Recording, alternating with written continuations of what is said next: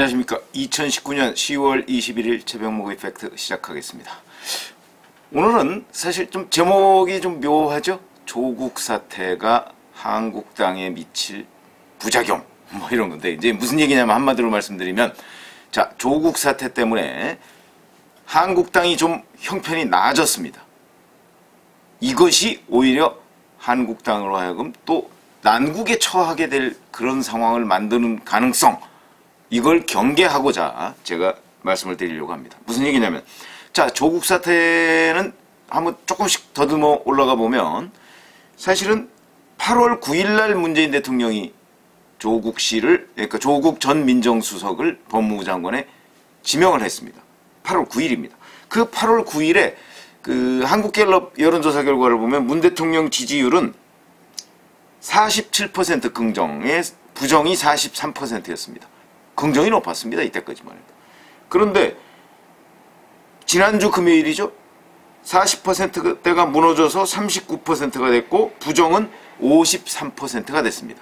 그 전주에 비해서 긍정은 4%포인트, 부정은 그러니까 4%포인트 떨어진 것이고 부정은 2%포인트 올라간 것입니다. 자, 이렇게 한 두 달 정도 지난 때에 문재인 대통령의 지지율이 급격한 변화를 겪은 것, 그 중간에 사실은 한일 지소미아 파기 통보 등 해서 반일 카드를 가지고 상당한 정도로 그 여권이 공세를 벌였었는데, 특히 한국당에 대해서 한국당을 막 친일파로 몰아가면서 그렇게 했음에도 불구하고 문재인 대통령 지지율의 대세 하락, 이것은 누구도 막지 못했다 하는 점에서 본다면, 자, 문재인 대통령은 이 조국이라는 사람 한 사람을 지키기 위해서 그동안에 왜 우리 흔히 뭐 도박에서 판돈 얘기하잖아요. 그걸 너무 많이 썼다, 이렇게 얘기를 할 수가 있습니다. 그런데 지금도 문재인 대통령은 여전히 조국 전 장관이 사퇴했음에도 불구하고 그쪽의 어떤 핵심 지지층 그쪽에서 눈길을 떼지 않는 것으로 보입니다. 자, 이렇게 되면 이제 우리가 8월달하고 10월달하고 또 정당 지지율을 한번 보죠. 8월달에 보면 더불어민주당은 41, 한국당은 18, 뭐 두 배도 넘었습니다. 그런데 10월달에 보면 36 더불어민주당, 한국당은 27. 그래서 8월달 두 달 전하고 비교를 하면 더불어민주당은 5%포인트가 떨어졌고 한국당은 9%포인트가 올라갔습니다. 근데 이런 생각 안 드십니까? 얼핏 보기에 더불어민주당도 조국 사태의 직격탄을 맞았는데 왜 이렇게 안 떨어졌어? 그런 생각이 드시지 않습니까? 그건 뭐 저도 동감입니다. 참 이상하게도 5%포인트밖에 안 떨어졌다. 그동안에 이해찬 대표나 이인영 원내대표 같은 사람, 또는 더불어민주당 내 뭐 김종민 의원 등 몇몇이 얼마나 조국 전 장관을 정말 어이없는 논리로 감쌌습니까? 그럼에도 불구하고 더불어민주당 지지율이 많이 안 떨어지고 한국당 지지율은 뭐 9%포인트면 많이 올라갔다고 할 수는 있지만 생각보다는 많이 올라가지 않았습니다. 그러면 나머지 중도층으로 상당한 정도가 지금 옮겨가 있다, 이렇게 볼 수가 있는 것이죠. 근데 이렇게 되면 중도층은 앞으로 어떻게 될 것인가? 중도층은 결국 그러면 제3지대냐? 이제 이 부분에 대해서 평가가 엇갈리는데, 저는 그게 제3지대가 아니라고 보는 입장입니다. 당장 오늘 아침 조선일보 인터뷰를 보니까 유승민 의원이 정기국회가 끝나는 12월쯤까지 공수처 반대 투쟁을 하고 그 다음에 12월이 끝나면 탈당을 해서 신당을 만들겠다, 안철수 전 대표가 합류하면 좋겠다, 뭐 이렇게 얘기를 했습니다. 그건 확실히 제3지대죠. 한국당과 무조건 통합은 안 한다, 이런 겁니다. 뭐 그건 그때 가봐야 하는 거지만 어찌됐든 간에, 자, 그러면 이 중도층으로 빠졌던 이 제3지대, 이것이 과연 성공할 수 있을까? 유승민 의원은 안철수 전 대표와 힘을 합쳐서 뭔가 제3지대에 다시 텐트를 하나 칠 수가 있을까? 치는 거는 자유인데 쳤을 때 국민들이 거기에 지지를 몰아줄 것인가? 무슨 얘기냐면, 지금 더불어민주당도 지지하지 않고 한국당도 지지하지 않는 그 부동층이라고 하는데 한 30 내지 35% 정도가 되는 것으로 보입니다. 이 국민들이 제3지대로 갈까? 제3지대를 지지할까? 이런 건데 저는 아니라고 봅니다. 이미 유승민, 안철수의 위력은 상당한 정도로 동력을 잃었다. 이렇게 보는 것이죠. 왜냐하면 안철수 전 대표가 그 IT 기업에서의 명성을 발판으로 해서 정치권에 뛰어들었을 때와 지금의 안철수는 완전히 다른 사람입니다. 안철수 전 대표는 이미 상당한 정도의 그 어떤 본인의 역량을 보여줬는데 그것이 다 드러났습니다. 그래서 지금 뭐 독일에 가 있고 또 이제 그 이어서 뭐 미국에 가서 연구 생활을 한다고 합니다만 이렇게 되면 내년 총선 전에 들어올지 안 들어올지 모르겠습니다. 그러나 이미 안철수 전 대표가 만약에 독일이나 미국에 가서 확 바뀐 새로운 안철수로 나타나지 않는 한 그의 동력은 상당히 줄 수밖에 없다. 그러니까 자체 동력이죠. 만약에 안철수 전 대표가 뭐 한국당이나 또는 어느 당하고 손을 잡고 그러니까 1당이나 2당하고 손을 잡고 뭔가 새로운 길을 모색한다면 그거는 또다시 폭발력을 가질 가능성이 매우 높습니다. 그거는 안철수라는 인물이 완전히 뭐 국민들 사이에서 멀어졌다 이렇게 보기는 어렵기 때문에 그러나 자체 동력 본인 스스로 왜 저 무슨 개그 프로그램 같은데 보면 뭐 자체 발광 얘기를 하지 않습니까? 그러는 자체 발광은 좀 어렵게 됐다. 그렇기 때문에 유승민 의원이 안철수 전 대표와 힘을 합쳐서 제3지대에서 텐트를 친다고 해서 국민들이 거기에 2016년에 보였던 그 안철수 전 대표에 대한 그런 희망, 기대 여기에는 훨씬 못 미칠 것이다. 그러면은 이 30 내지 35%에 이르는 중도층은 과연 어디로 갈 것인가? 저는 관망하다가 결국은 제1당 또는 제2당으로 다시 흡수될 가능성이 꽤 높다고 봅니다. 그렇다면 바로 요 대목에 제가 지금 주목하고자 하는 부분이 있습니다. 무슨 얘기냐면 자 이렇게 되면 한국당은 지금보다 상당히 좋아질 가능성이 있습니다. 우리 2달 전에 조국 전 장관이 지명되기 전에를 한번 잠시 돌아보면 그때 황교안 대표의 리더십이 위기에 봉착했습니다. 그래서 심지어는 당내에서 야, 황 대표 가지고 이제 선거 못 치르는 건 아니야. 비상대책위원회 만들어야 되는 것 아니야. 뭐 이런 얘기가 막 나오고 있을 때 문재인 대통령이 조국을 지명함으로써 황교안 대표를 살려줬습니다. 지금 황교안 대표 리더십 문제 나오고 있지 않습니다. 한국당에서. 저는 어찌 보면 역설적으로 보면 이런 것들이 바로 한국당의 문제점이다 이렇게 보는 것이죠. 무슨 얘기냐면 황교안 대표의 리더십이 2달 만에 갑자기 좋아졌을 리 없습니다. 그런데 황교안 대표가 외부에 있는 적, 정치적인 적이죠. 정치적 적. 결국은 문재인 대통령이나 더불어민주당을 상대로 싸우는 모습을 보이니까 당내에 여러 가지 이견들이 싹 사라져 버렸습니다. 그렇다고 황교안 대표의 리더십이 2달 내에 일취월장한 것일까요? 저는 그렇게 보지 않습니다. 여전히 황교안 대표의 리더십은 여러 가지 문제점을 안고 있는 겁니다. 그런데 외부의 정치적 접근 때문에 지금 이 내부의 골문 부분이 보이지 않고 있는 겁니다.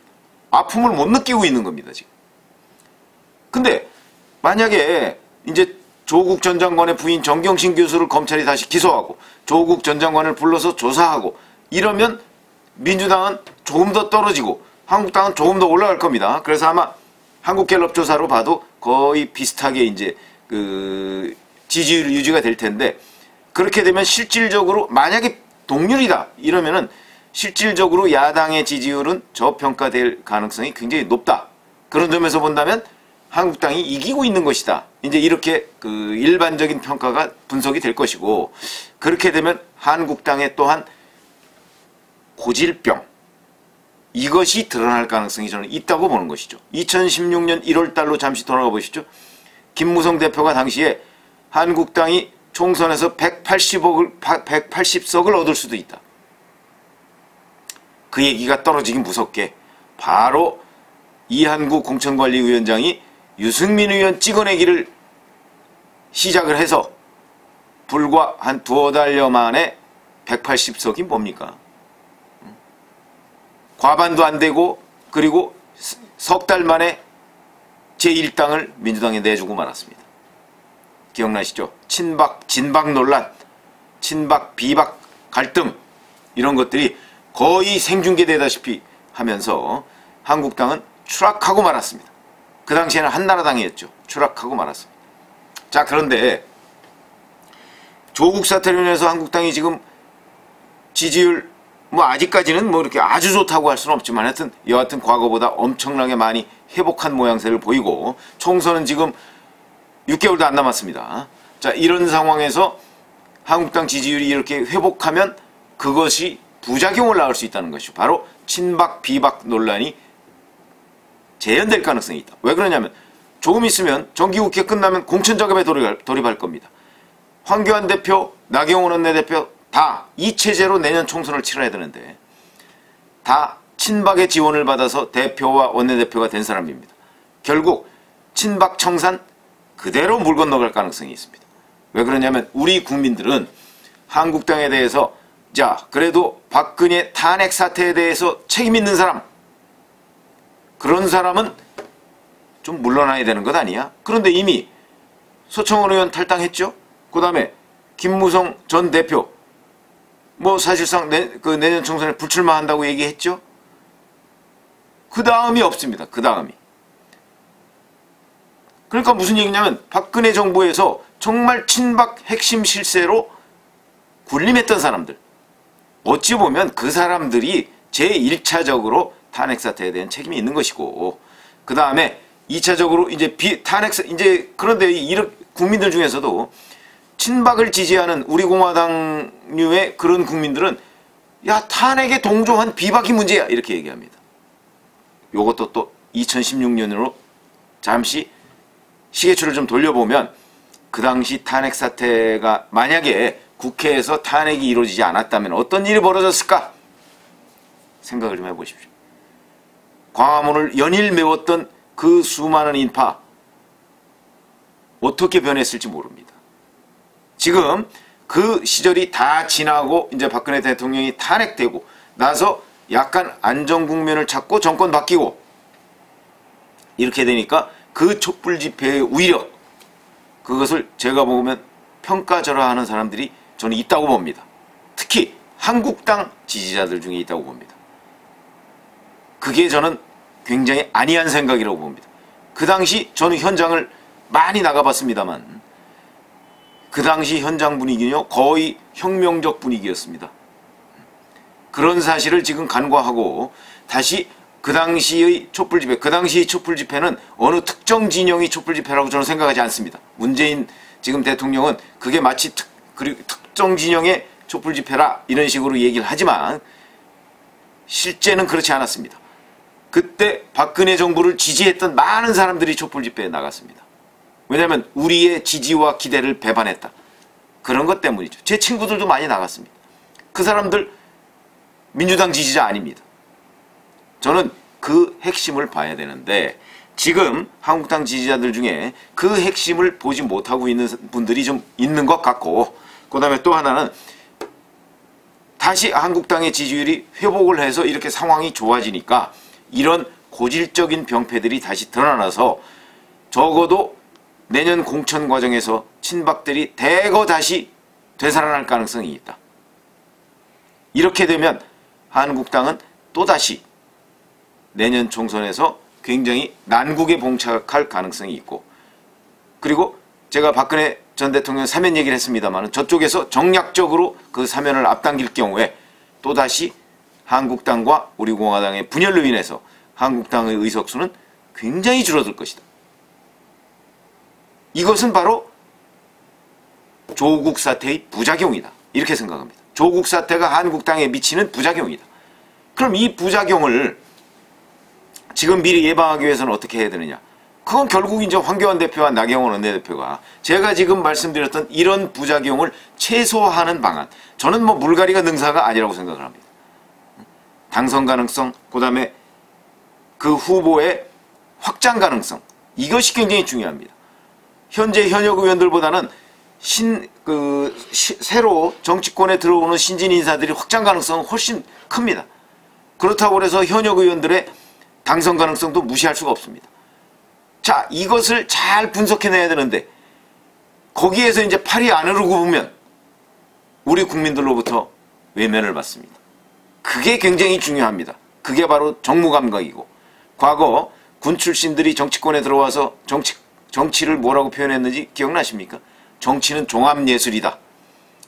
자기네들은 군에서 군사행정 같은 것만 배워서 거기에서 유능하고 장군 달고 그래서 뭔가 될 줄 알았더니 정치권에 와보니까 아니더라. 종합예술이다. 이런 표현을 많이 썼는데 정치야말로 종합예술이고 DJ가 얘기했던 바대로 생물입니다. 이 생물을 어떻게 요리하느냐 굉장히 중요한데 나경원 원내대표는 그래도 정치권에서 오래 있었죠. 황교안 원내대표 그렇지 않습니다. 황교안 원내대표 주변 지금 누가 감싸고 있습니까? 주로 공무원 출신 정치인들이 감싸고 있습니다. 그 사람들의 심리상태 잘 아시죠? 안정 위주입니다. 그러나 우리 국민들은 지금 한국당에 대해서 안정 위주의 운행 요구하지 않고 있습니다.